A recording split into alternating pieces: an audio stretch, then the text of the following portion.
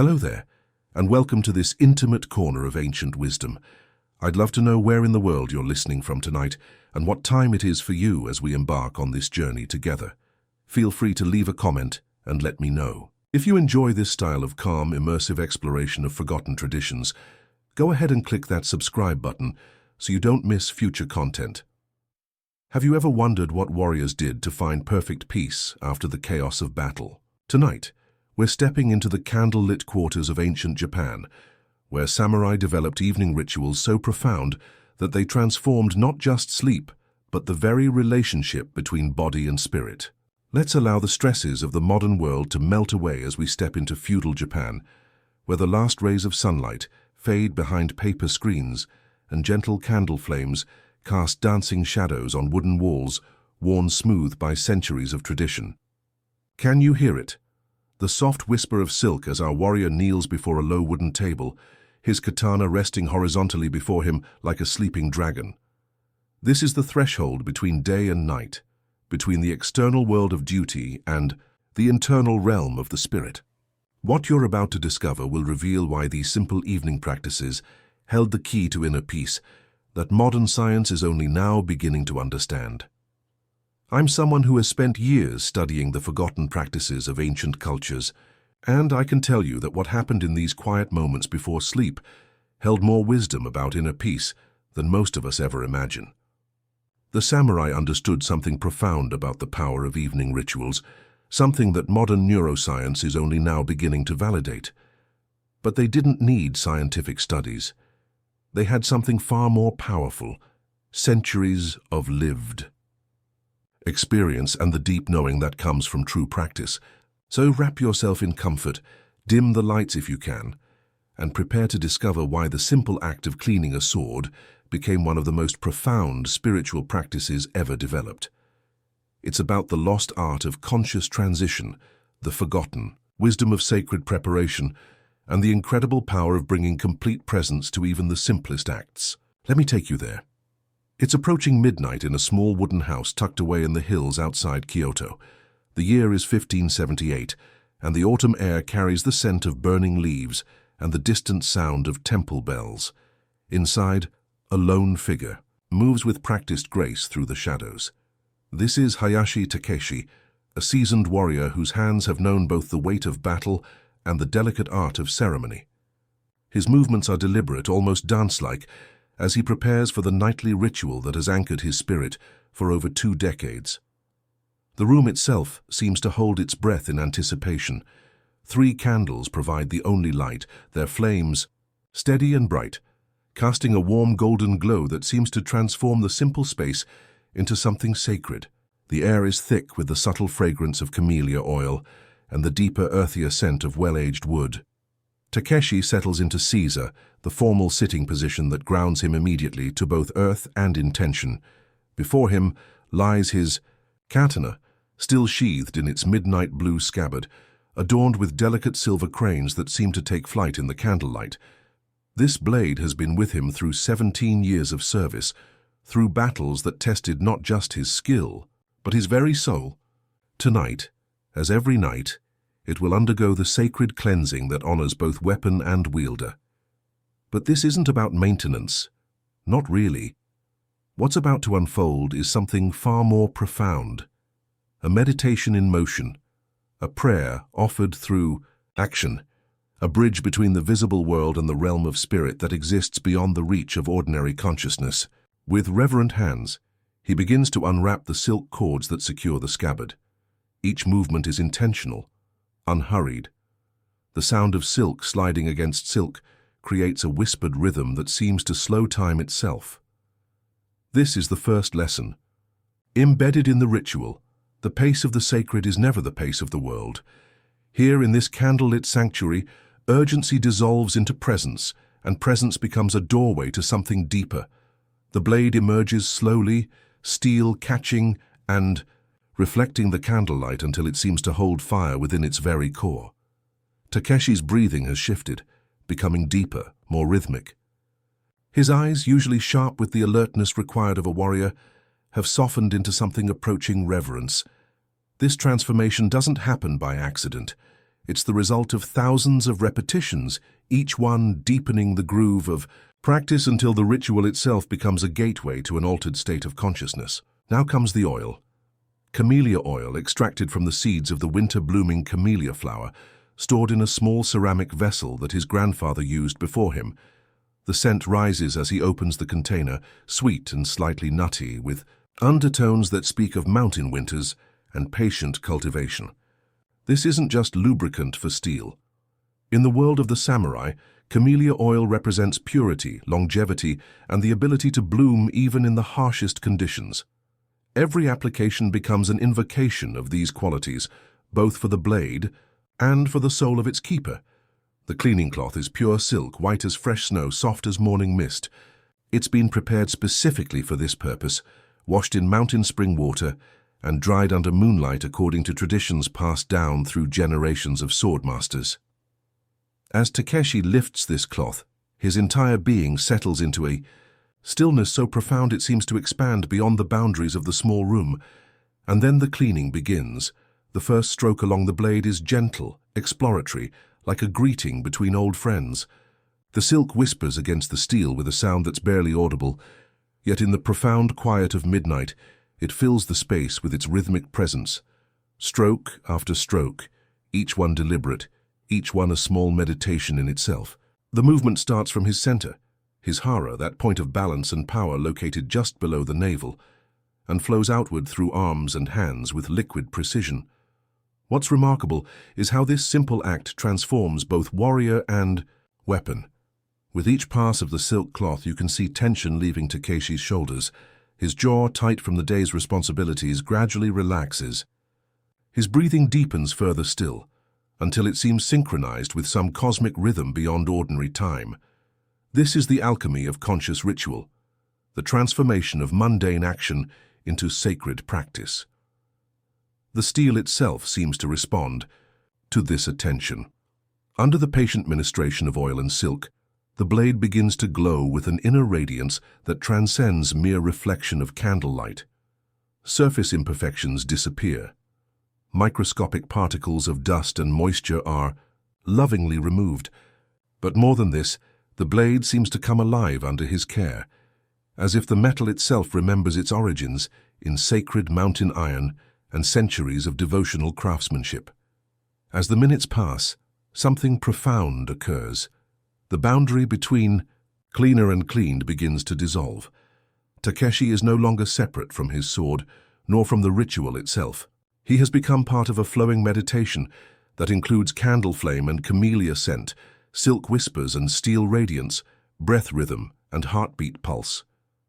This is the deeper purpose of the ceremony, not just to clean a weapon, but to clean the spirit, to polish the soul until it too reflects the light of deeper truths. The sound of the silk against steel creates its own music, a whispered mantra that seems to carry meaning beyond words. In this sound, Takeshi hears the wisdom of his teachers, the courage of his ancestors, the promise of tomorrow's dawn. Each stroke becomes a prayer of gratitude for the blade that has protected him, for the skill that has sustained him, for the privilege of walking the warrior's path with honor intact. Outside, the world sleeps. Inside this small circle of candlelight, an ancient practice continues its work of transformation. This is why the samurai developed such elaborate evening rituals. They understood that the transition from day to night, from active engagement with the world to restorative rest, required conscious attention. They knew that how we end each day determines not just the quality of our sleep, but the state of being we carry into tomorrow's awakening. The cleaning continues like water flowing over sacred stones, methodical and meditative, each section of the blade receiving the same devoted attention. From kisaki tip to tang base, every inch is honored with patient care. The steel seems to exhale centuries of accumulated tension under his touch, while Takeshi's own breathing deepens into that ancient rhythm where warrior and weapon become indistinguishable. With each completed section, both are incrementally renewed, prepared not just for rest, but for the sacred opportunity of another day in service to something greater than personal desire. This ceremony, profound as it was, represented only the first movement in their evening symphony of practices. As Takeshi completes the final stroke and begins to apply a thin, protective layer of oil to the pristine steel, his movements already anticipating the next phase of preparation, you can sense that we're witnessing just the opening movement of a symphony designed to honor the night and prepare the spirit for the profound mysteries that await in sleep and dream. What comes next will reveal even deeper layers of samurai evening wisdom, practices that connected these warriors not just to their weapons and their training, but to the very rhythms of the cosmos itself. The sword cleaning was like tuning the first string of a celestial instrument, preparation for the preparation, the opening note in a complex harmony of rituals that transformed ordinary nights into gateways of transformation. The blade ceremony complete, these legendary warriors would step into the cool night air for what might seem like the most peaceful part of their entire routine. Yet, what they were about to do would prove that even their moments of rest were profound acts of wisdom. What they were about to do would revolutionize how we understand the connection between moonlight and human sleep cycles. Picture this scene unfolding in feudal Japan. A samurai, still carrying the disciplined energy from his sword ceremony, walks silently to a designated spot in his garden or courtyard. The moon hangs overhead like a silver lantern, casting everything in an ethereal glow. He settles into a specific position, not casual, not random, but following a precise tradition called tsukimi, which literally means moon viewing. Now, I need you to understand something incredible here. What these warriors were practicing wasn't just poetic appreciation of nature. They had become human lunar satellites, their bodies calibrated to cosmic rhythms. They had discovered something that modern sleep science is only now beginning to validate. The human circadian rhythm, our internal biological clock, is profoundly influenced by lunar light patterns, and somehow, through centuries of careful observation and practice, samurai had developed a moon-gazing meditation that optimized their sleep preparation in ways that seem almost impossibly advanced. The tsukimi sessions weren't brief moments of contemplation. We're talking about extended periods, sometimes lasting 2 to 3 hours, where a samurai would maintain focused attention on the moon while following specific breathing patterns and mental exercises. Ancient texts describe how they would trace the moon's movement across the sky, noting how different phases affected their energy levels, their dreams, and their morning alertness. Here's where this gets really mind-blowing. Recent research has shown that exposure to natural moonlight, particularly during the waning phases, helps regulate melatonin production in ways that artificial lighting simply cannot replicate. The samurai weren't just enjoying a beautiful night sky, they were engaging in sophisticated light therapy that prepared their bodies for deeper, more restorative sleep. But there's another layer to this practice that's even more fascinating. During these moon-gazing sessions, samurai would enter what they called lunar meditation states. They believed that different phases of the moon carried different energetic qualities that could be absorbed and utilized. A full moon session might focus on building mental clarity and strategic thinking power for the following day. A new moon session might emphasize releasing tension and preparing for regenerative rest. The positioning was crucial too. They wouldn't just sit anywhere and look up. Specific garden arrangements, particular angles of viewing, even the materials they sat on, everything was designed to maximize what they saw as the beneficial effects of lunar energy. Some samurai estates had dedicated moon viewing pavilions, elevated structures that provided optimal sightlines and created the perfect environment for these extended sessions. And here's something that gives me chills every time I think about it. Modern sleep studies have confirmed that people who spend time under natural moonlight before bed experience significantly improved REM sleep cycles. Their dreams become more vivid, more memorable, and often more problem-solving oriented. The samurai knew this.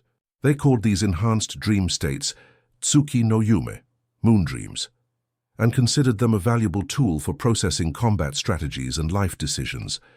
Think about the incredible patience and dedication this required. In our world of instant gratification and blue light screens, the idea of sitting quietly for hours, watching the moon move across the sky, might seem impossible. But for these warriors, it was as essential as their sword training. They understood That mental preparation was just as important as physical preparation, and that true readiness required aligning their internal rhythms with the natural cycles of day and night. The breathing techniques they used during tsukimi were equally sophisticated. Slow, deep inhalations, synchronized with the moon's apparent movement, followed by extended holds that allowed what they believed was lunar energy to saturate their entire being. Modern pranayama and meditation research suggests these breathing patterns activate the parasympathetic nervous system, essentially switching the body from fight or flight mode into rest and digest mode, the perfect preparation for deep sleep. But perhaps the most intriguing aspect was how they viewed the moon as a teacher. Different lunar phases were associated with different lessons and insights.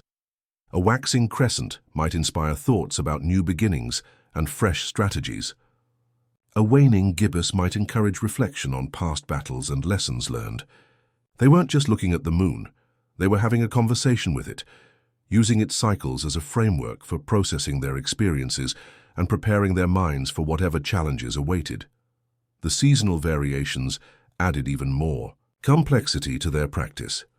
Summer moon sessions had different qualities than winter ones: the angle of moonlight, the duration of visibility, even the way lunar rays interacted with garden elements like water features or stone arrangements.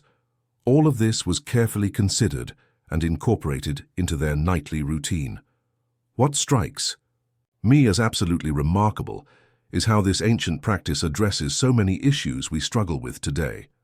Sleep anxiety, racing thoughts, difficulty transitioning from day mode to night mode. The samurai had developed a comprehensive solution that worked with natural rhythms rather than against them. They understood that forcing sleep was counterproductive, but creating the optimal conditions for sleep was an art that could be mastered.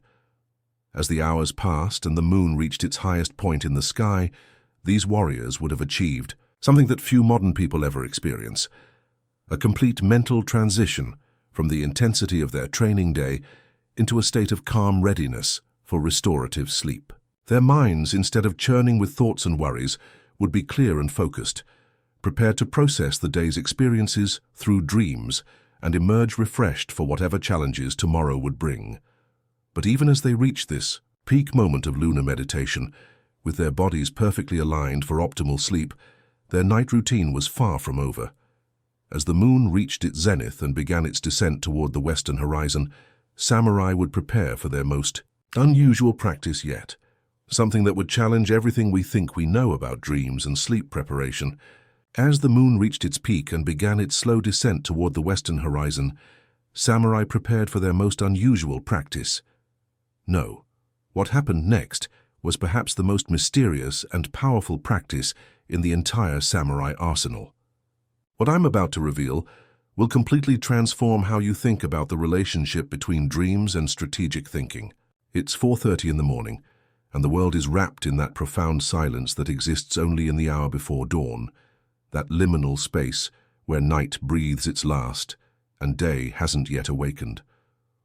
While most of us would still be lost in sleep, samurai households across feudal Japan were stirring to life with a ritual so precise, so methodical, that modern neuroscientists are only now beginning to understand its incredible power. I'm talking about the ancient practice of Yume Nikki, the dream recording ceremony that transformed every samurai's sleep into a strategic weapon. Imagine treating your dreams like military intelligence, each image a potential battle plan. And here's the absolutely mind-blowing part. These warriors understood something about the human brain that we're only rediscovering today through cutting-edge research on memory consolidation and cortisol regulation. They knew that the moments immediately upon waking held a key to unlocking not just better decision-making, but a deeper understanding of their own psychological landscape. Let me paint you the complete picture of this astonishing morning ritual. The samurai would wake naturally, no alarm clocks, no external disturbance, just their internally calibrated circadian rhythms pulling them from sleep at precisely the right moment. And here's where it gets fascinating. They wouldn't move. Not a single muscle. They would lie there in complete stillness, eyes closed, mentally reconstructing every detail of their dreams from the previous night. But this wasn't casual dream interpretation. like we might do over morning coffee. This was systematic, almost scientific documentation. Each warrior kept what they called a yume-cho, a dream ledger, positioned within arm's reach of their sleeping mat. And the paper, oh, this detail will absolutely blow your mind. It wasn't ordinary paper. It was specially prepared rice paper, so thin and delicate that writing on it required the lightest possible touch. Why? Because the act of gentle writing was believed to mirror the delicate nature of dream memories themselves. The neuroscience behind this is incredible. Modern sleep research shows us that during REM sleep, our brains are essentially running maintenance protocols, consolidating memories, processing emotions, and solving problems. But here's the kicker. That information is incredibly fragile. It exists in what scientists call a liminal state for approximately 15 to 20 minutes after waking. The samurai, through centuries of empirical observation, had discovered this exact window. They would begin by recording what they called the dream atmosphere, the emotional tone, the colors, the sensations, not the plot or narrative, but the feeling. Then, working backwards from their last dream memory, they would methodically document every detail they could retrieve. The scratching of bamboo pen on rice paper became a meditation in itself, the physical act of writing, serving as an anchor that prevented the dream memories from dissolving back into unconsciousness. But here's where this practice becomes truly revolutionary. These weren't random dreams they were recording. The samurai had developed techniques to influence their dream content, what we now call lucid dreaming or dream incubation. Before sleep, they would pose specific questions to their unconscious minds, strategic problems they were facing, relationship conflicts, even tactical military decisions. They would literally go to sleep with the intention of dreaming solutions, and the results were extraordinary. Historical records show samurai leaders making battlefield decisions based on insights received through their dream practices. Not mystical visions, but genuine problem-solving that occurred during sleep.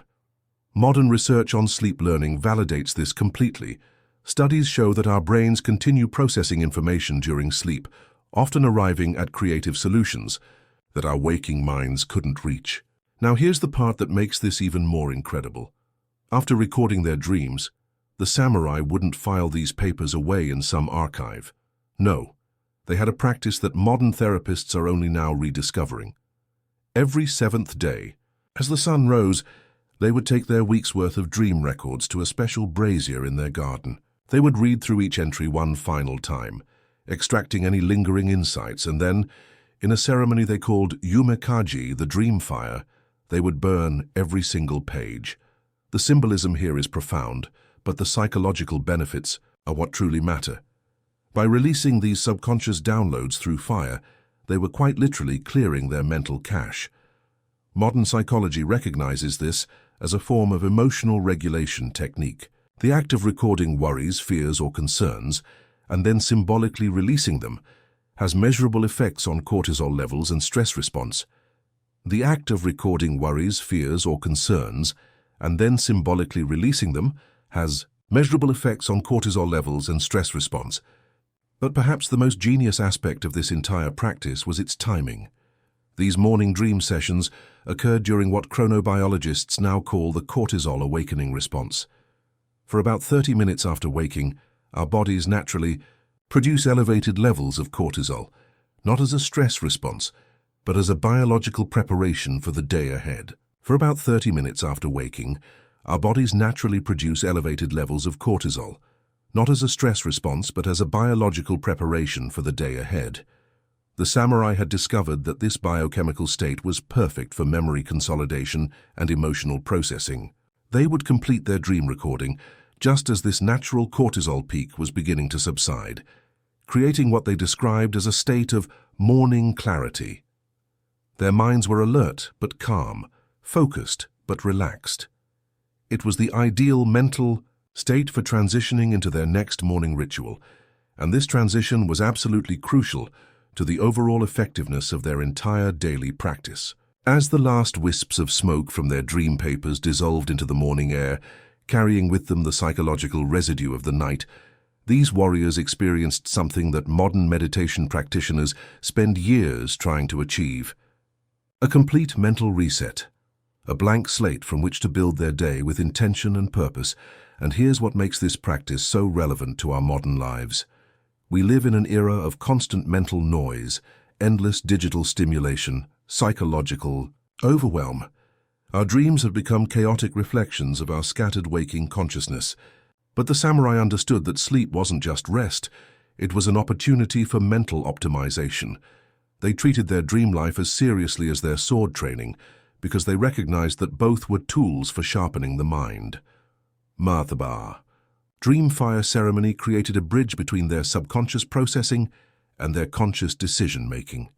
As they watched those delicate rice papers curl and blacken in the flames, they were quite literally watching their mental clutter transform into clarity. The problems that had seemed overwhelming in dreams were now reduced to ash, while the insights worth keeping had already been absorbed into their conscious awareness. This entire process, from the gentle awakening to the final release through fire, rarely took more than 30 minutes. But those 30 minutes set the tone for everything that followed. Their minds were clear, their emotional state was regulated, and their decision-making capacity was optimized. They had successfully transformed the chaos of sleep into the clarity needed for action. With their dreams captured, processed, and released into the morning air, the samurai were now prepared for the next phase of their awakening ritual. The mental slate was clean, the emotional landscape was calm, and their consciousness was fully present in the moment.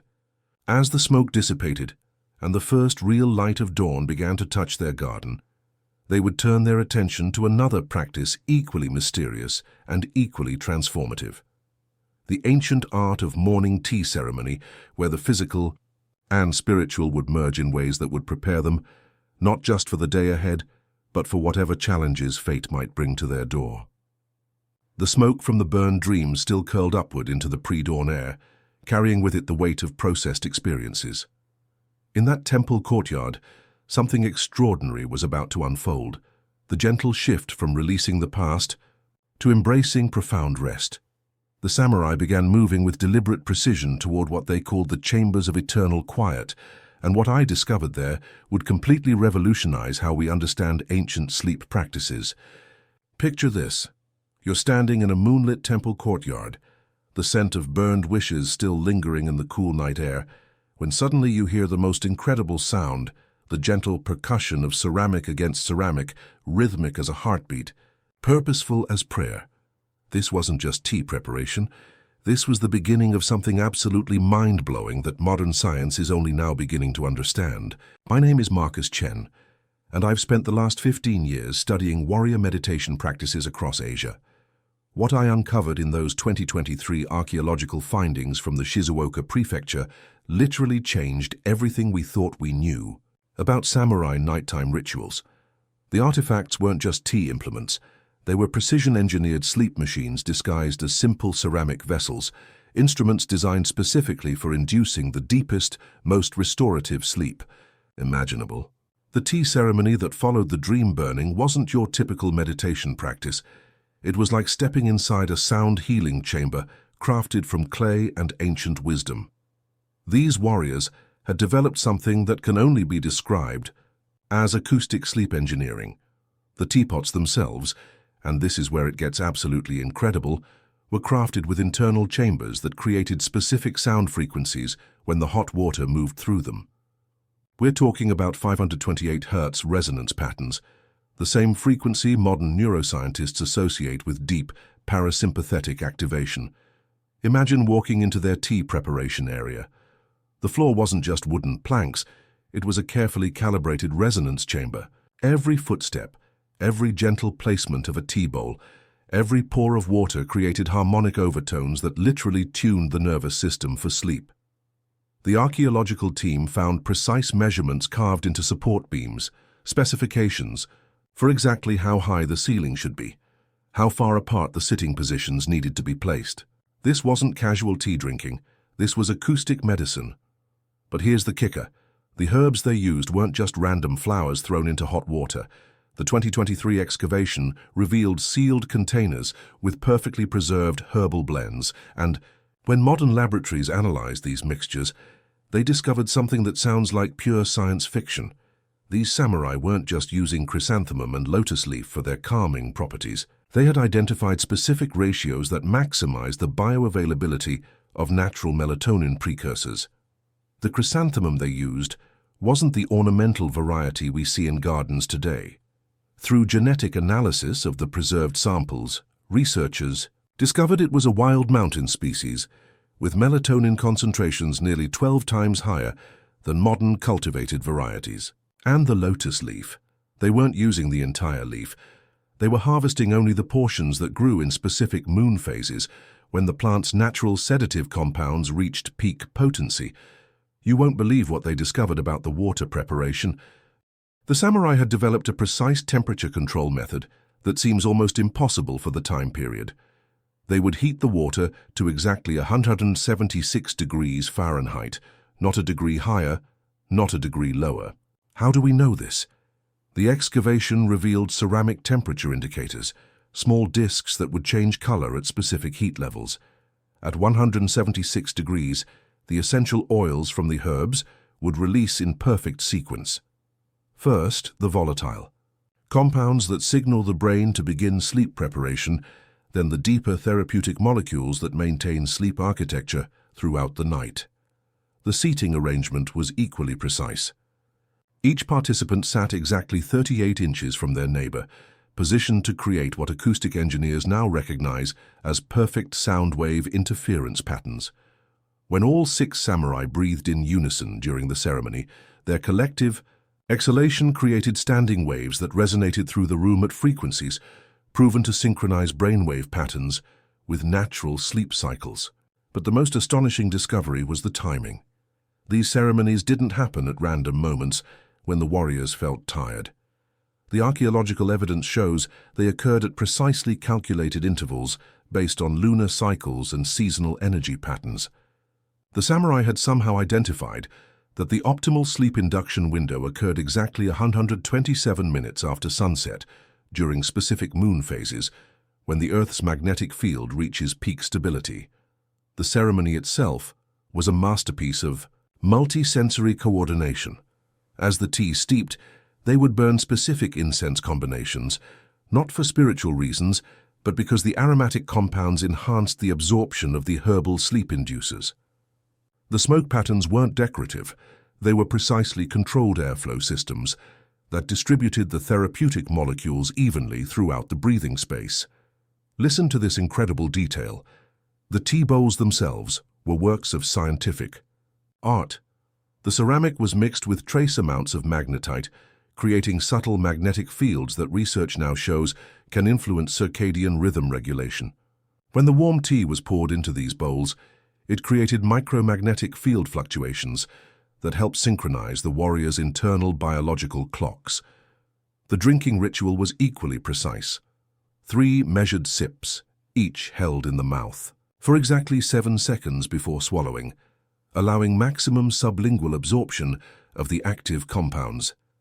Between sips, they would place the bowl in specific positions on wooden stands carved with sacred geometry patterns that, when viewed, under modern analysis, turn out to be frequency amplification designs that enhance the acoustic properties of the entire ceremony. As they moved through this ritual, something remarkable happened to their physiological state. The combination of acoustic resonance, precisely timed herbal compounds, magnetic field exposure, and coordinated breathing created what modern sleep researchers would recognize as the perfect storm for rapid sleep onset. Their heart rates synchronized not just with each other, but with the natural rhythmic patterns of the nighttime environment. The most incredible part. The entire ceremony took exactly 23 minutes, the precise duration modern chronobiology identifies as optimal for transitioning from active consciousness to deep sleep preparation without triggering the brain's alertness. Response. These ancient warriors had somehow discovered the exact neurological window that contemporary sleep medicine is still trying to understand.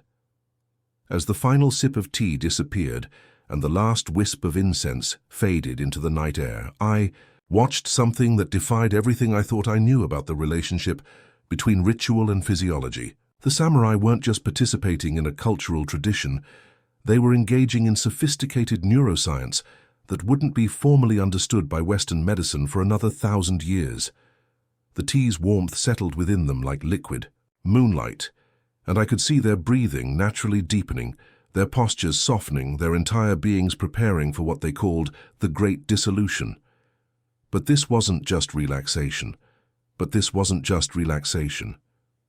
This was the threshold of something far more profound, the gateway to practices that would take them beyond ordinary sleep into realms of consciousness that few humans ever experience. As the tea's warmth settled within them, samurai prepared for their deepest practice, the journey into what they called the void of perfect being, where time itself would become their teacher and where the boundaries between sleeping and enlightenment would dissolve completely. The warmth of that tea ceremony lingered in their bodies like a gentle invitation to go deeper. As they set down their cups and found themselves naturally drawn to lie down on the simple mats, something profound was about to unfold. The monks had prepared them for this moment without them even realizing it. The careful attention to breath, the mindful sipping, the present moment awareness were all stepping stones to what came next. Now, the elderly monk said, his voice barely above a whisper, we practice what we call death meditation, not to frighten but to liberate. I'm fascinated by how this ancient practice, which might sound morbid to modern ears, was actually designed as the ultimate stress relief technique. Imagine hitting the ultimate reset button on your entire nervous system. The participants were invited to lie completely still, as if they had already passed from this world. No movement, no adjustment of position, just complete surrender to stillness. Picture this scene. 20 strangers lying motionless on woven mats like fallen leaves settling into perfect stillness, surrounded by the soft glow of oil lamps that cast dancing shadows on ancient walls. Outside the monastery walls, the world continued its frantic pace. Inside, time seemed to slow to a crawl, and with it, something extraordinary began to happen to their nervous systems. The monk's guidance was gentle but precise. Imagine your breath growing slower and slower until it becomes so subtle it's barely perceptible. Feel your heartbeat gradually settling into the deepest rhythm it has ever known. This is not about dying, but about touching the edge of complete peace. What strikes me as absolutely incredible is how this practice aligns with what modern trauma therapists have discovered about the nervous system. When we're constantly in fight or flight mode, our bodies become trapped in cycles of tension and hypervigilance. But this death meditation, it's essentially a master reset button for the entire system. Dr. Sarah Chen, a trauma specialist I interviewed last year, explained it perfectly. When we consciously practice complete stillness while remaining aware, we're essentially teaching our nervous system that it's safe to enter the deepest possible state of rest. It's like showing your body what true peace feels like, so it remembers how to find it again. As the minutes stretched on, the participants reported the most astonishing sensations. One woman described feeling like she was dissolving into the mat beneath her, but instead of being frightening, it was profoundly comforting. A businessman who hadn't slept properly in months found his mind becoming so quiet that he could hear his own heartbeat echoing in the silence. But here's the truly mind-blowing part. The meditation wasn't just about physical stillness. The monk guided them to imagine their thoughts slowly fading away, one by one, like candle flames being gently extinguished. "Let go of your name," he whispered. "Let go of your worries about tomorrow. Let go of your regrets about yesterday. What remains when all of that falls away?" This practice of psychological dissolution sounds extreme, but it's actually one of the most sophisticated stress management techniques ever developed. When we temporarily release our attachment to all the things that usually define us, our roles, our problems, our identities, we discover something remarkable underneath all that mental noise. Modern sleep research has shown us that people who practice death meditation regularly report not just better sleep quality, but a fundamental shift in how they relate to stress itself. It's as if touching that edge of complete letting go teaches them that no matter how overwhelming life becomes, there's always this place of profound peace they can return to. As the 30-minute session continued, something beautiful began happening in that room. The collective breathing of 20 people gradually synchronized, creating a rhythm so subtle and deep that it seemed to resonate with the very walls of the ancient monastery. This wasn't planned or guided. It emerged naturally when human beings allow themselves to drop into that state of ultimate relaxation. One participant later described it as the most restful experience of his entire life. I felt like I was sleeping, but I wasn't unconscious. I was more aware than I'd ever been, but completely at peace with everything. It was like touching something eternal inside myself. The psychological benefits of this practice extend far beyond stress relief. When we consciously practice letting go of our attachment to life itself, even temporarily, we develop what psychologists call non-attached awareness. We become less reactive to daily pressures because we've touched something deeper than our usual emotional patterns. What's particularly fascinating is how this mirrors cutting-edge research on consciousness and mental health. Studies have shown that people who can access states of ego dissolution through meditation show increased emotional resilience, reduced anxiety, and what researchers describe as a more flexible sense of self. But the monks had an even deeper understanding of what was happening. They knew that facing the reality of impermanence, the fact that nothing lasts forever, including our own lives, paradoxically makes us more fully alive. When we stop running from the truth of mortality, we can finally relax into the present moment with complete authenticity. As the meditation drew toward its close, the monk's voice returned like a gentle wave lapping at the shore of consciousness. Now, slowly begin to notice the life force returning to your body. Feel your breath naturally deepening. This is not a resurrection, but a remembering that you are both eternal and temporary, both infinite and beautifully finite. The participants began to stir, but their movements were different. Now, slower, more deliberate, infused with a quality of presence that hadn't been there before. Their eyes, when they finally opened, held a depth that spoke of having touched something profound. This practice of death meditation had accomplished something that years of conventional relaxation techniques often fail to achieve. It had given them direct embodied experience of what it feels like when the nervous system completely releases its grip on survival mode. They had discovered that true peace isn't something we have to create or maintain. It's something we can uncover by simply learning how to get out of its way. And as they slowly transitioned from this state of profound stillness, their bodies had become exquisitely sensitive to even the subtlest sensations. This acceptance of life's transience heightened their awareness of something remarkable. As the stillness of meditation settles deep into your bones like morning dew saturating ancient earth, something extraordinary happens. Your body becomes more than flesh and blood. It transforms into a living barometer, a sophisticated weather station that would make modern meteorologists envious. I'm talking about one of the most fascinating aspects of samurai training that historians rarely discuss. Their ability to predict weather changes through pure bodily awareness. They literally became human satellites tuned to the planet's atmospheric heartbeat. Picture this scene. It's pre-dawn in feudal Japan and a samurai sits motionless in his garden. No wind stirs the bamboo, no clouds mar the star-filled sky. Yet something in his joints whispers of rain coming within 6 hours. Feel the electric tension in the air, the subtle shift in atmospheric pressure that makes your skin tingle with anticipation. His breathing rhythm shifts subtly. His spine tingles with an electric sensitivity. This isn't mysticism. This is ancient biohacking at its most refined. I've spent years studying this phenomenon, and what I discovered absolutely blew my mind. The samurai weren't just warriors. They were human weather satellites, their bodies calibrated to atmospheric pressure changes that we can barely detect with our modern instruments. They called it kisoku, the breath of the heavens, and it was considered essential knowledge for any serious practitioner. When atmospheric pressure drops before a storm, the tissues in our joints expand slightly, creating that familiar ache that grandmothers worldwide use to predict rain. The samurai simply learned to amplify and interpret these subtle signals, but they took it so much further than we ever imagined. Through disciplined training, they could detect pressure changes as small as 1 millibars, variations so minute that most weather stations couldn't register them. They developed techniques that would make today's biohackers weep with envy. The training began with what they called bone listening.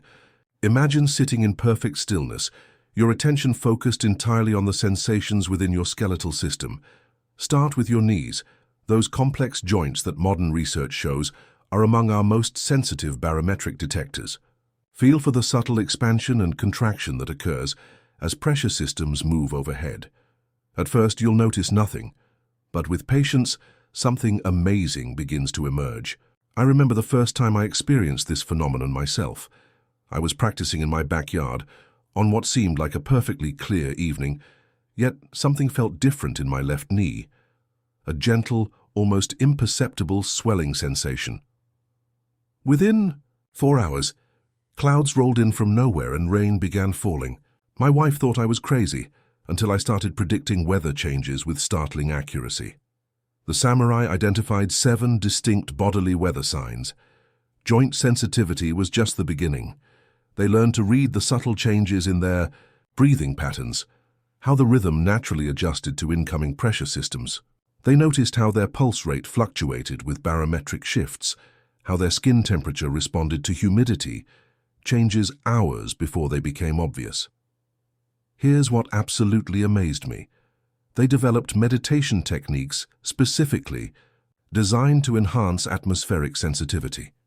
The Tenki no Kokyu, a breath of weather, was a breathing pattern that synchronized with natural pressure rhythms. Practitioners would inhale for counts that matched rising pressure systems and exhale to the rhythm of falling pressure. Over months of practice, their nervous systems became so attuned to these cycles that weather prediction became as natural as sensing hunger or thirst. But wait, there's more. The samurai didn't just passively receive these signals. They learned to actively scan their environment through their bodies. By performing specific movement sequences, slow, deliberate kata designed to stress different joint systems, they could effectively taste the atmospheric conditions for miles around. Their bodies became living radar systems, detecting weather fronts long before they appeared on any horizon. Modern athletes and outdoor enthusiasts are rediscovering these techniques today. I know mountain climbers who use joint sensitivity to predict dangerous weather changes hours before their instruments detect anything. Surfers who can feel incoming swells through subtle pressure changes in their inner ears. Farmers who schedule their harvests based on the ache in their bones rather than weather forecasts. Here's how you can start developing your own weather sensitivity. Begin with morning body scans, but with a twist. Instead of just observing sensations, actively seek out the subtle pressure sensations in your joints. Focus particularly on your knees, elbows, and the base of your skull, areas where barometric changes register most clearly. Don't expect immediate results. The samurai trained for months before achieving reliable accuracy. Create what I call a pressure diary. Each morning, record not just the weather conditions you observe, but the sensations in your body. Does your left shoulder feel heavy? Are your sinuses more open than usual? Is there a particular quality to your breathing? Then track the weather. Changes over the following 6 to 12 hours. You'll be amazed at the patterns that emerge. The samurai also practiced wind tasting, a technique where they would stand in different positions and orientations, feeling how air currents affected their skin temperature and breathing. They learned to identify the distinctive feel of air masses, the dry bite of continental air, the soft caress of maritime moisture, the electric tension that precedes thunderstorms. What's particularly incredible is how they integrated this body weather awareness into their combat training. Imagine being able to sense that rain would make footing treacherous 6 hours before the first drops fell, or knowing that shifting winds would affect arrow trajectories long before the flags began to flutter. This wasn't just weather prediction, it was tactical advantage of the highest order. But here's the kicker. Modern research suggests that our electromagnetic fields actually interact with the Earth's magnetic field variations that accompany weather changes. The samurai may have unknowingly developed sensitivity to these electromagnetic fluctuations, making them literally electromagnetic weather sensors. It sounds like science fiction, but the data is compelling. Today we have apps and satellites and Doppler radar, yet we've lost this intimate connection with our atmospheric environment. The samurai achieved something that all our technology can't replicate: a direct bodily interface with the weather systems that surround us. They became part of the natural world rather than observers of it. The practice requires patience that our instant gratification culture struggles to appreciate. But imagine possessing weather sensitivity so refined that you become your own personal meteorologist. No more checking phone apps, your body becomes the app. No more surprises from sudden weather changes. You feel them coming like old friends approaching from a distance. As the samurai developed this atmospheric attunement, they discovered something profound. The same sensitivity that allowed them to predict weather also opened doorways to other forms of natural awareness. Their bodies, now finely calibrated to environmental rhythms, began responding to subtler frequencies: the approach of earthquakes, the migration patterns of animals, the seasonal shifts in plant energy. But perhaps most remarkably, this body-weather connection became a bridge to artistic expression. When you can feel the approaching storm in your bones, when your breathing synchronizes with pressure systems, when your very pulse echoes the rhythm of atmospheric tides, something extraordinary happens to your creative consciousness. The boundary between inner and outer worlds dissolves, and from this dissolution, art is born. With bodies attuned to nature's rhythms like living instruments resonating with the cosmic orchestra, the samurai turned to expressions of beauty that would capture the very essence of their atmospheric awareness. Your body has now become a sophisticated weather station, attuned to every shift in the atmosphere around you. But as you lie there, sensing the subtle changes in temperature and humidity, something remarkable happens.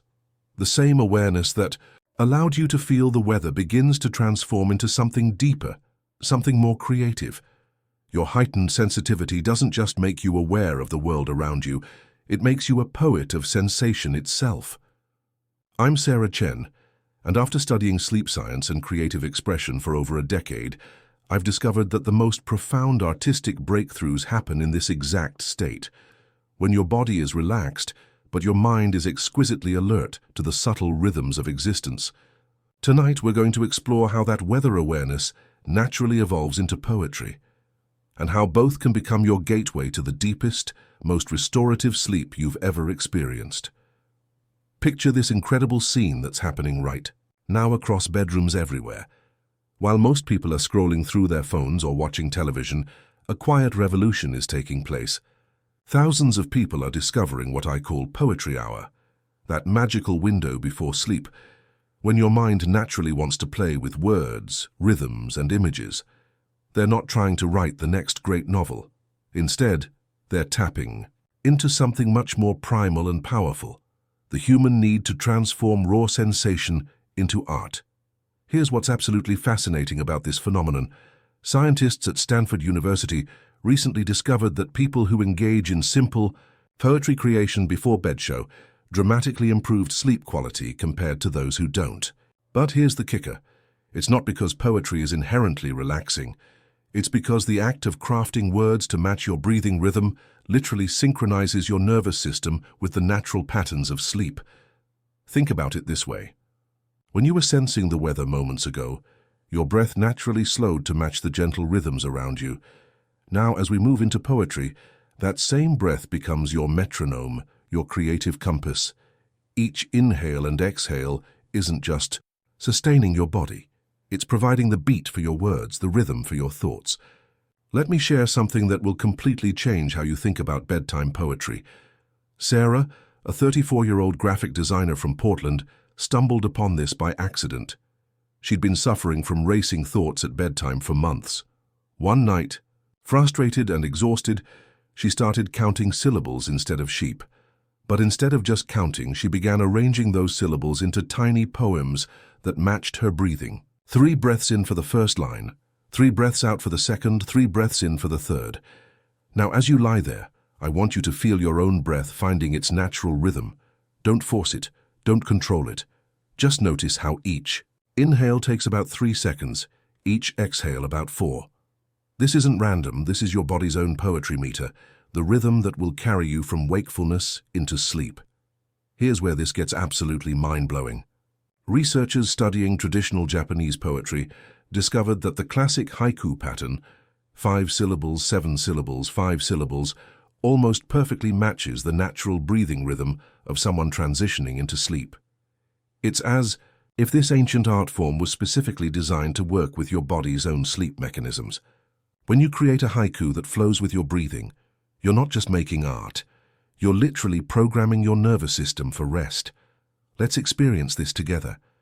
As you breathe in slowly, think about the word nightfall. Feel how it fills your mouth, how it stretches across your inhale. Nightfall, 2 syllables that contain the entire transition from day to sleep. Now, as you breathe out, add the words brings gentle quiet. Nightfall brings gentle ki-e. Count with me. That's 7 syllables perfectly matching your longer exhale. Can you feel what just happened? Your breath and your words became one flowing movement. This isn't just poetry, it's physiological art. You're not fighting your body's natural rhythms. You're dancing with them, creating something beautiful from the very process of falling asleep. The brilliant thing about this technique is how it transforms your relationship with thoughts. Instead of trying to stop thinking, which, let's be honest, never works, you're giving your thoughts a beautiful structure to follow. Like water, finding its way down a gentle stream, your mind naturally flows along the pathways you've created, with syllables and breath. What makes this even more powerful is the imagery you choose. Remember how you were sensing the weather around you. That same sensitivity now becomes your poetic material. The coolness you felt becomes cool air whispers. The warmth becomes soft heat rising. The humidity becomes moisture dancing. You're not making up images from nowhere. You're transforming your actual sensations into art. Marcus, a sleep therapist from Chicago, started using this technique with his most anxious patients. He discovered something remarkable. People who struggled with traditional meditation or relaxation techniques often found immediate success with syllabic breathing poetry. Why? Because their minds finally had something productive to do while their bodies prepared for sleep. Instead of wrestling with unwanted thoughts, they were creating something beautiful. The secret is understanding that your creative mind and your sleeping mind aren't opposites, they're partners. When you engage your creativity in this gentle, rhythmic way, you're not stimulating yourself awake. You're actually guiding your consciousness along the natural pathway from active thinking to dreamlike imagery to deep sleep. As you continue breathing and feeling the poetry emerging from your own sensations, notice how your thoughts are beginning to shift. They're becoming more image-based, more flowing, less linear. This is exactly what should be happening. Your rational, analytical mind is gracefully stepping aside, allowing the more intuitive, artistic part of your consciousness to take over. Here's something incredible that happens when you practice this regularly. Not only does your sleep improve dramatically, but you start noticing poetry everywhere in your daily life. The rhythm of windshield wipers becomes a haiku. The sound of coffee brewing becomes a verse. Your entire world transforms into potential poetry, which means your entire world becomes a source of calm rather than stress. This is why bedtime poetry has become such a powerful trend among people seeking natural sleep solutions. It's not just another relaxation technique, it's a complete reframing of how your mind relates to the transition between waking and sleeping. Instead of this transition being something that happens to you, it becomes something you participate in creatively. The most beautiful part of this practice is how personal it becomes. Unlike listening to someone else's meditation or following someone else's relaxation script, the poetry you create comes from your own unique sensations, your own breathing rhythm, your own creative voice. It's deeply, intimately yours, which makes it infinitely more powerful than any external technique.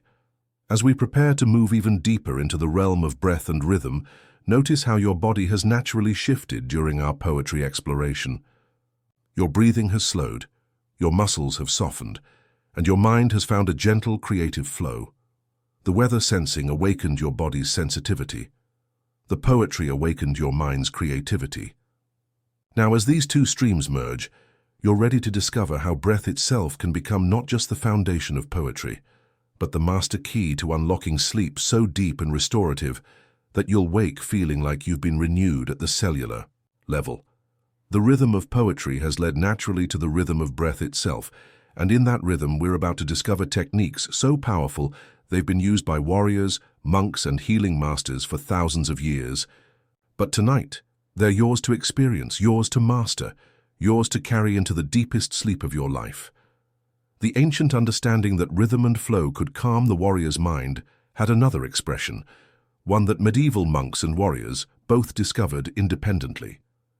Just as scribes found their rhythm in the gentle cadence of their illuminated manuscripts, so too did warriors discover that the poetry of breath could become their greatest weapon. The monks who copied sacred texts through candlelit hours understood something profound about rhythm and flow, and this same principle would guide their brothers in arms toward the perfect breathing pattern for deep, restorative sleep. Picture this scene, if you will. A knight, fresh from the training grounds, his body still humming with the energy of swordwork and shield practice, sits cross-legged in his chamber as twilight paints the stone walls purple and gold. His breathing is still quick, still shallow, from the day's exertions, but he has learned something extraordinary from the monastery's warrior monks, something that transforms his entire approach to rest. This is where the ancient art of combat breathing reveals its most unexpected gift. You see, the same techniques that steadied a warrior's heart in the face of battle could be precisely reversed, inverted like a mirror image, to guide the nervous system toward the deepest possible rest. The very patterns that once prepared the body for conflict now became the gateway to profound peace. The foundation of this practice lies in understanding what medieval physicians called the breath of the four chambers. They observed that when a warrior's breathing synchronized with his heartbeat in battle, he entered a state of heightened awareness and perfect control. But when this same synchronization was deliberately slowed and deepened, it created what they described as the sleep of angels. Here's how this remarkable transformation works. In combat, the pattern was sharp and precise. Inhale for 2 heartbeats, hold for 1, exhale for 2, hold empty for 1. The rhythm was quick, energizing, preparing every muscle fiber for action. But for sleep, this pattern was stretched and softened like warm honey flowing from a spoon. The bedtime adaptation became what they called the tide breathing. Inhale slowly for 6 counts, feeling your chest rise like the gentle swell of an ocean wave approaching shore. Hold that breath gently, not with the rigid control of battle, but with the soft awareness of watching clouds drift across a summer sky for 3 counts. Then exhale for 8 counts, letting the breath flow out like water finding its natural course down a hillside.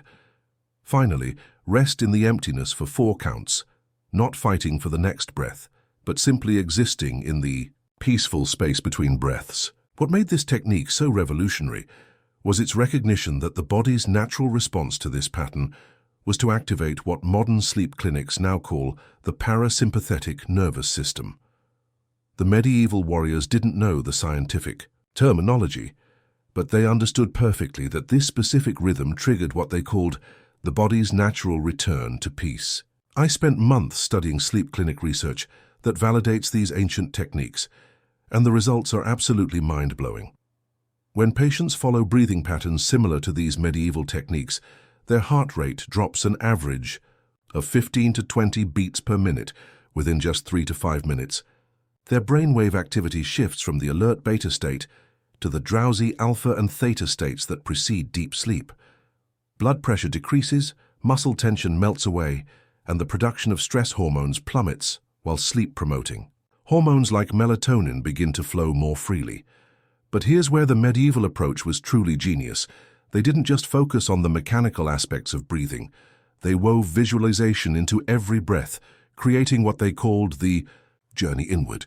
With each inhale, they imagined drawing in not just air but peace itself, golden light flowing into their bodies like honey.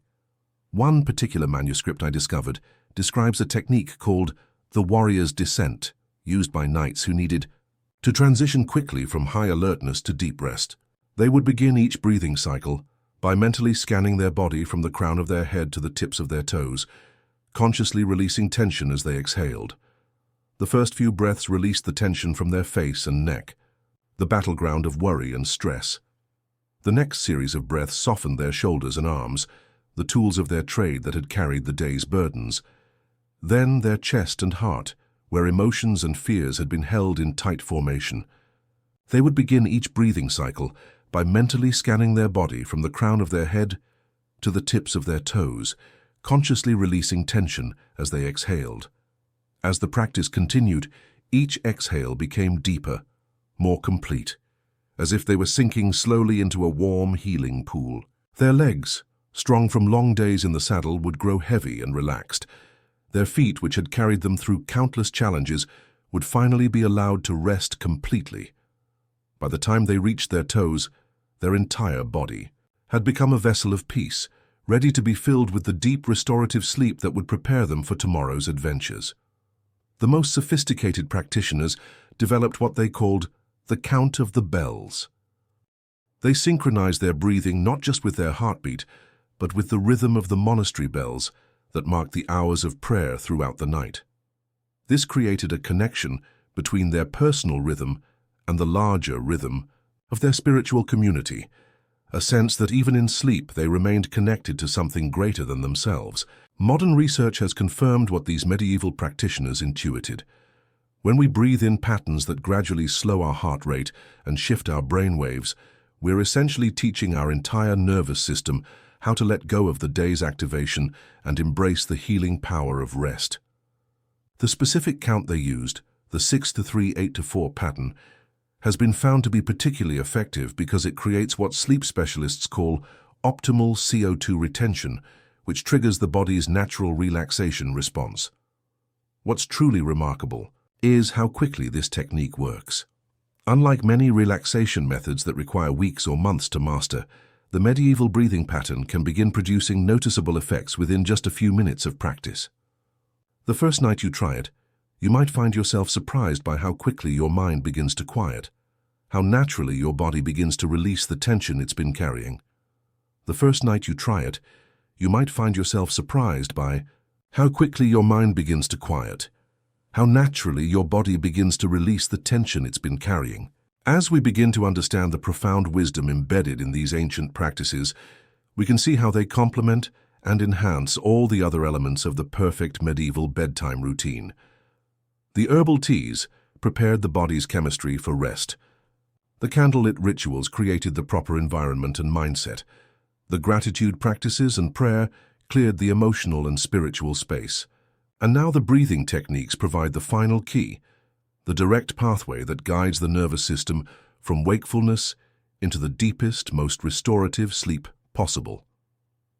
These breathing patterns weren't just techniques to these medieval practitioners. They were bridges between the active, engaged part of their day and the receptive, healing part of their night. They understood that sleep wasn't simply the absence of wakefulness, but a different state of being entirely, one that required its own skills, its own preparation, its own reverence. Tonight, as you prepare for your own journey into rest, you can draw upon this ancient wisdom. You can let your breath become the bridge between your day and your night, between the conscious mind and the dreaming mind, between the warrior who fought today's battles and the peaceful soul who will be renewed by tomorrow's dawn. These breathing patterns wove together all their evening practices into something greater, a symphony of body, mind, and spirit, working in perfect harmony to create not just sleep, but true restoration. Now here's where the ancient wisdom truly reveals its genius. These weren't separate rituals performed in isolation. The samurai understood something profound that we're only beginning to rediscover today. True mastery comes from integration, from weaving these practices into a seamless tapestry of mindful living. Picture Master Takeshi on a crisp autumn evening. The day's sword-cleaning ritual had been completed with his usual meticulous attention, each movement flowing like water over stone. But instead of simply setting his blade aside and moving on, he carries that same meditative awareness with him as he steps into his garden. The moon is rising, casting silver shadows across the carefully raked gravel, and he settles into his viewing position with the same focused intention he brought to his blade just moments before. The precision required for sword maintenance trained, the same mental muscles used in moon meditation. The quiet observation of lunar phases developed the same awareness that made dream recording so powerful. Every practice reinforced the others in an elegant cycle of growth. I've studied thousands of historical accounts, and the pattern is unmistakable. The samurai who achieved legendary status weren't necessarily the ones who practiced longest or hardest. They were the ones who understood these interconnections. They recognized that cleaning their sword was also cleaning their mind, that gazing at the moon was also gazing inward, that recording dreams was also mapping their spiritual territory. Let me show you how this integration actually worked in practice.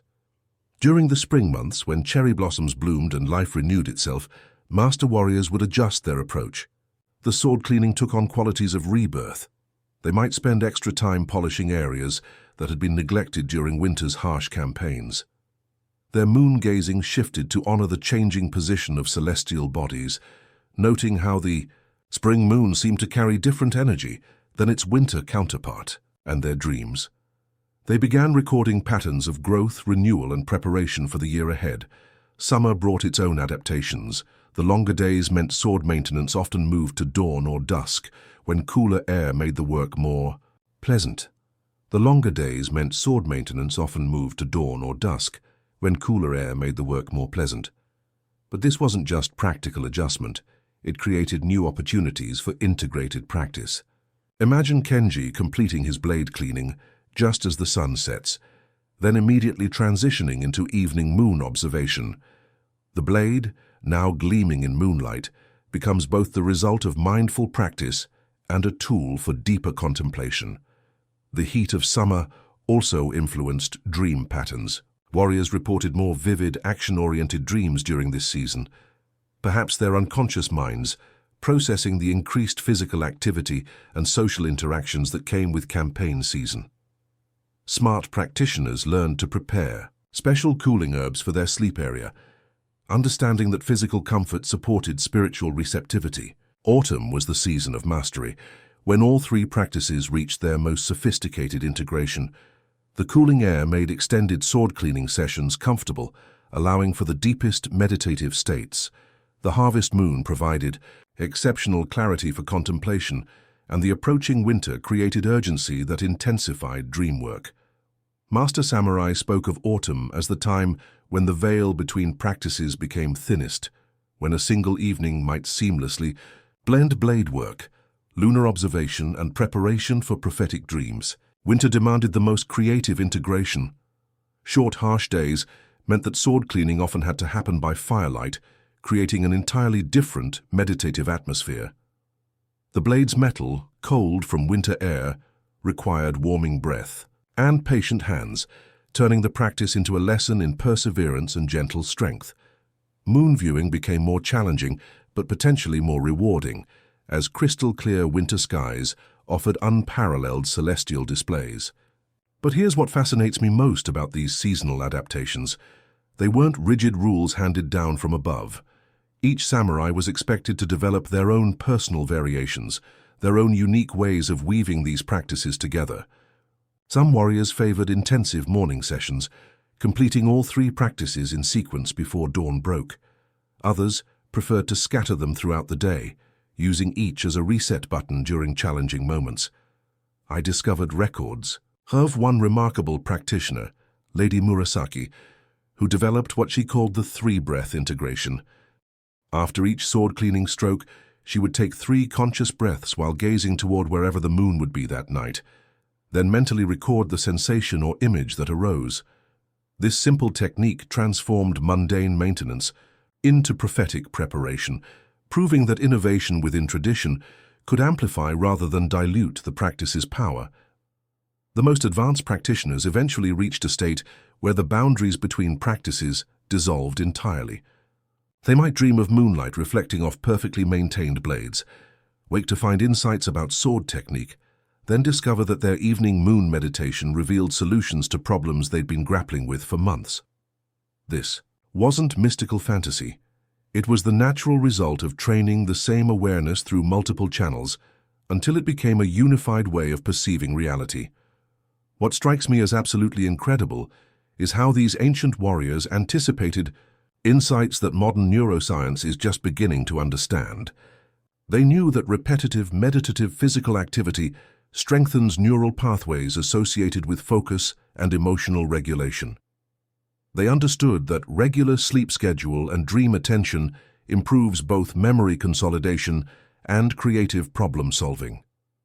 They grasped that nature observation, particularly of consistent phenomena like lunar cycles, calibrates our internal rhythms in ways that enhance overall well-being. Think about the genius of this integration.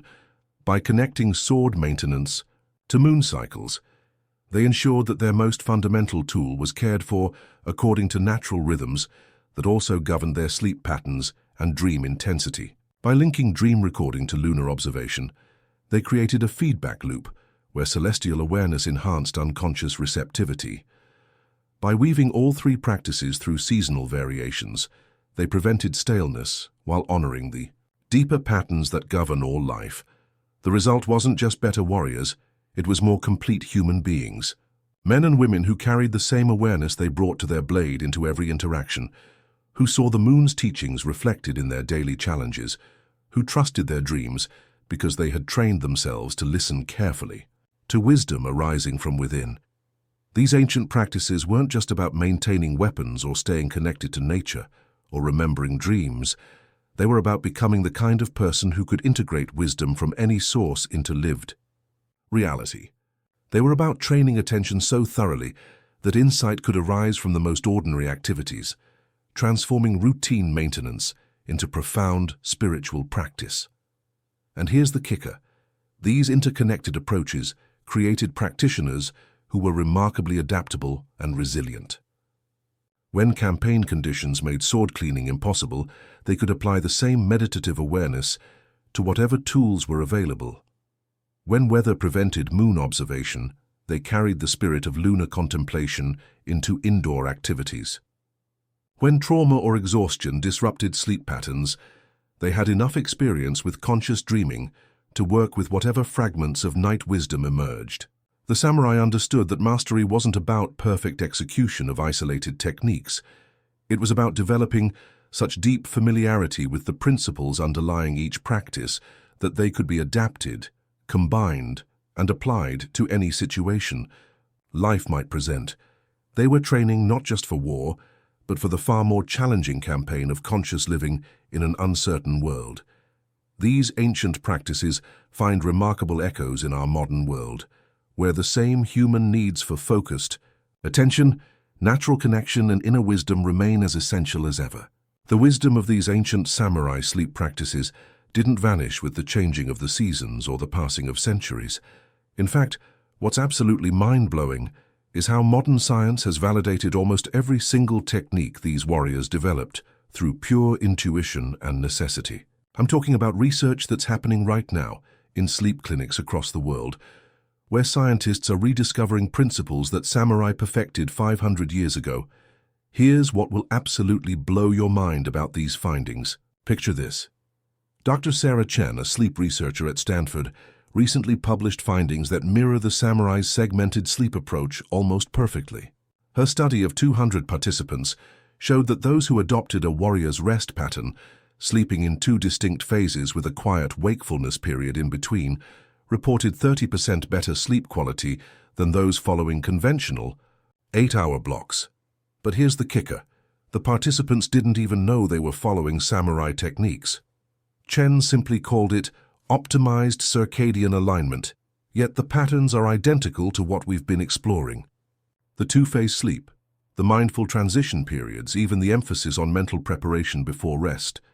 It's all there, validated by modern equipment and statistical analysis.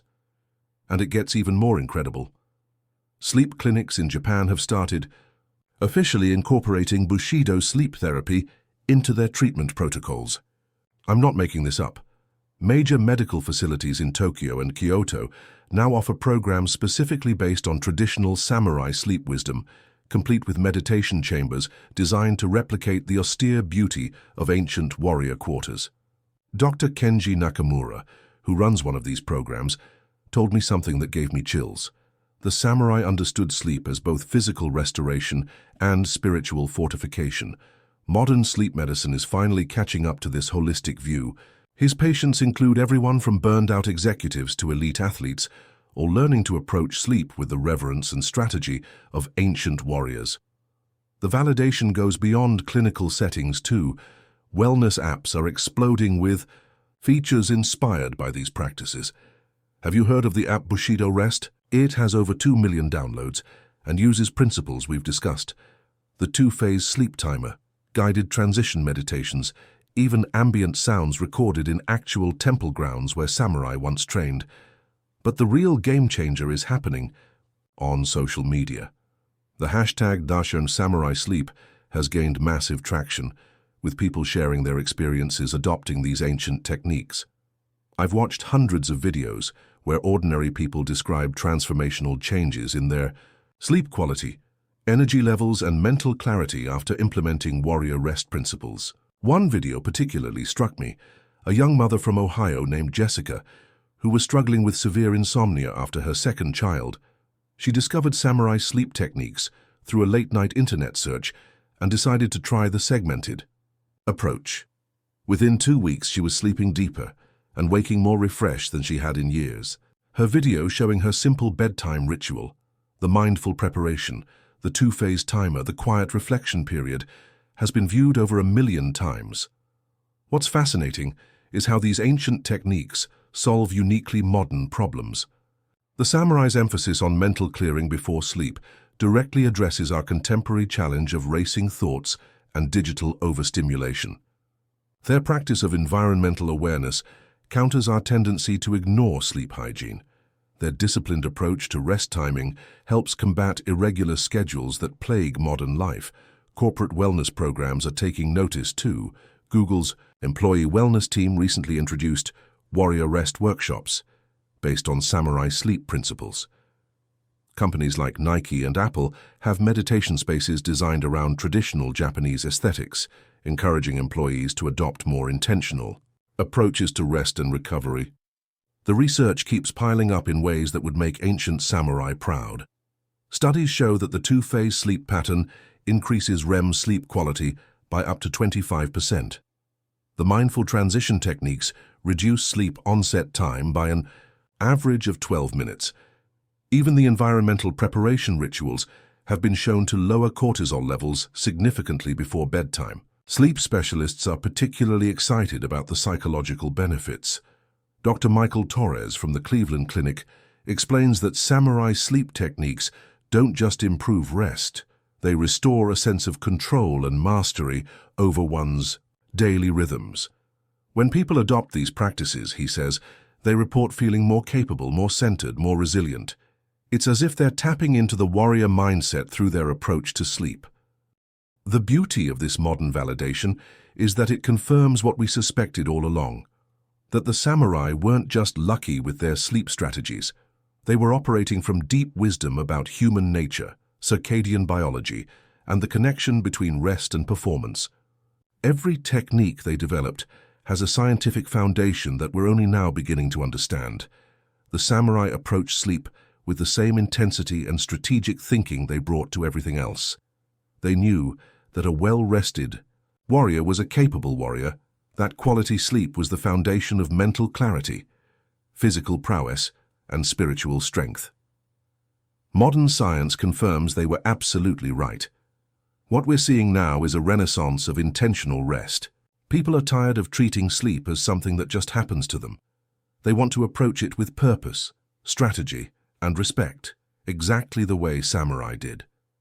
They're discovering that when you treat sleep as a skill to be mastered rather than a passive biological function, the results can be absolutely transformational. The most compelling evidence comes from people who fully embraced these practices long-term. I'm talking about individuals who've been following samurai sleep principles for months or years, and their reports are consistently remarkable. Better emotional regulation, enhanced creativity, improved physical performance, and a profound sense of having reclaimed control over their daily energy and focus. These aren't isolated success stories either. The patterns are so consistent across different demographics, ages, and lifestyles that researchers are calling it one of the most promising developments in sleep optimization in decades.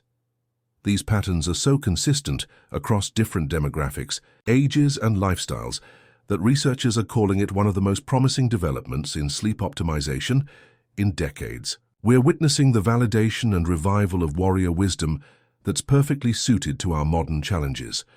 Understanding these connections between ancient practice and contemporary research opens the door to practical wisdom that can transform your own relationship with rest. The question isn't whether these techniques work. Science has settled that debate.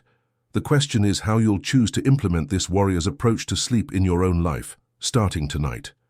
So here we are, standing at the threshold, between understanding and action, between knowing these ancient truths and actually living them. The question is, how do we begin tonight? Picture this moment, right here, right now. You're listening to these words, perhaps feeling that familiar tug of recognition, that sense that something profound has been awakened within you. This isn't coincidence. This is your deeper wisdom calling you home to practices that your ancestors knew by heart. Let me share something I discovered during my own journey into seasonal living. The most powerful transformations don't happen through dramatic overhauls or rigid systems. They happen through small, consistent choices that honor the rhythm your body already knows. Tonight, as darkness falls earlier and the world grows quieter, you have the perfect opportunity to begin. Tonight, as darkness falls earlier and the world grows quieter, you have the perfect opportunity to begin. Start with the simplest practice, careful and conscious breathing. As you prepare for sleep tonight, take 3 deep breaths and feel the quality of autumn air. Notice how different it is from summer's heated rush or winter's sharp clarity. This isn't just breathing. This is communion with the season itself, allowing your nervous system to attune to the natural deceleration happening all around you. Tomorrow morning, before you reach for your phone or dive into the day's demands, spend 60 seconds observing the light. How is it different from last week? What colors emerge as the sun touches the horizon? This simple practice of seasonal awareness begins rewiring your consciousness away from artificial urgency and back toward natural flow. But here's where it gets really interesting. The practices we've explored aren't separate activities to add to an already overwhelming schedule. That morning, coffee becomes a ritual of gratitude when you hold the warm cup and acknowledge the earth that grew these beans. Your evening shower transforms into a cleansing ceremony when you consciously release the day's accumulated stress. I remember talking to a woman named Sarah who felt completely overwhelmed by the idea of adding more practices to her life. She was a working mother of 2, barely keeping her head above water with the constant demands of modern life. But when she started viewing her existing routines through the lens of seasonal awareness, everything shifted. Her bedtime routine with her children became an opportunity to share stories about autumn animals preparing for winter. Her grocery shopping transformed into a meditation on seasonal abundance as she chose apples and squash over imported summer fruits. Her weekend cleaning became a ritual of creating sacred space, honoring her home as a sanctuary for the darker months ahead. Within weeks, Sarah noticed something remarkable. She wasn't doing more, she was doing the same things with deeper intentionality. Her stress levels dropped. Her children became more cooperative at bedtime, drawn into the seasonal stories and natural rhythms. Her home felt more peaceful, more aligned with the quieter energy autumn brings. This is the secret of sustainable seasonal living. It's not about perfection or complex rituals. It's about allowing your daily life to become your spiritual practice, letting the seasons guide you back to a more natural way of being. For those ready to go deeper, consider creating what I call transition anchors, specific practices that help you move gracefully between life's seasons. Maybe it's lighting a candle during the afternoon energy dip, honoring the body's natural call for rest. Perhaps it's taking a 5-minute walk outside after work, breathing in the crisp air and letting the day's intensity dissolve. Some people find power in seasonal altars, simple arrangements of natural objects that change with the cycles. A few autumn leaves, an interesting stone, maybe a small candle. Nothing elaborate, just a visual reminder that your life is part of something larger, more beautiful, more connected than the isolated existence modern culture often promotes. Others discover the joy of seasonal eating as spiritual practice. Not complicated meal planning, but simple awareness. Choosing foods that grow in your region during this time, preparing meals that warm and ground you as the weather cools, sharing food with others as our ancestors did during harvest celebrations. The key is starting where you are, with what calls to you. Maybe it's dream work, paying attention to the deeper images and messages that emerge during autumn's introspective season. Perhaps it's creative expression, using the season's contemplative energy to explore art, music, or writing that's been calling to you. Or maybe it's something as simple as changing your relationship with darkness. Instead of automatically turning on every light as evening approaches, try sitting with the natural dimming for a few minutes. Feel how your body responds to reduced stimulation. Notice the peace that emerges when you align with the season's invitation to slow down. Remember, these practices aren't about becoming someone different. They're about becoming more fully yourself. They're about remembering that you are a seasonal being living in a natural world, not a machine running on artificial schedules and external demands. The most beautiful part of this journey is that it's self-reinforcing. The more you align with natural rhythms, the more naturally attuned you become. Your intuition strengthens, your energy stabilizes, your relationships deepen, your creativity flourishes.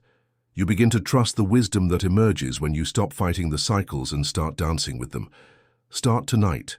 Start tomorrow. Start whenever you read these words. The seasons are always turning, always offering new opportunities to align, to awaken, to remember who you truly are beneath all the cultural programming and artificial urgency. As we move toward our final reflections together, I want you to feel the profound truth we've uncovered, that living seasonally isn't a luxury or an escape from real life. It's a return to real life, to the deeper currents that have sustained human beings for thousands of years, to the natural intelligence that knows exactly how to guide us home to ourselves. The wisdom is here. The invitation is extended. The seasons are waiting to welcome you back into the ancient dance of being fully, seasonally, magnificently human.